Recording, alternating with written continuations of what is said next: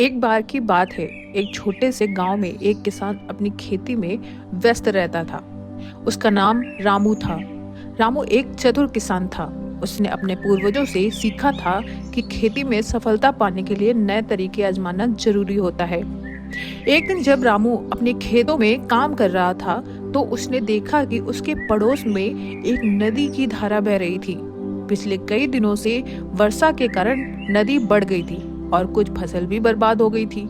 रामू को समझ आ गया कि अगर उसने नदी का पानी अपने खेतों के लिए उपयोग नहीं किया तो उसकी फसल बर्बाद हो जाएगी। रामू ने तुरंत सोच समझकर अपना प्लान बनाया। उसने अपने खेतों के किनारे एक बड़ा सा कुआं खोद दिया और नदी से पानी को भरने का उपाय सोच निकाला।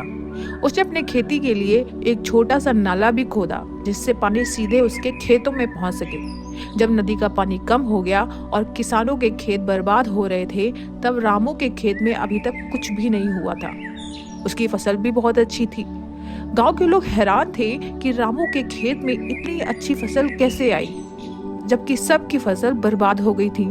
रामू ने अपनी चतुराई और मेहनत से साबित किया कि एक चतुर किसान हमेशा समस्याओं का हल निकाल सकता है। उसने नए तरीके अपनाए और अपने क्षेत्र में एक उदाहरण स्थापित किया।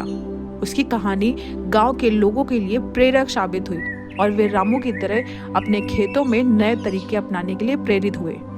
इस तरह रामू की कहानी दिखाती है कि चतुर किसान हमेशा समस्याओं का समाधान निकाल सकते हैं और अपने क्षेत्र में प्रगतिशील होने का उदाहरण प्रस्तुत कर सकते हैं।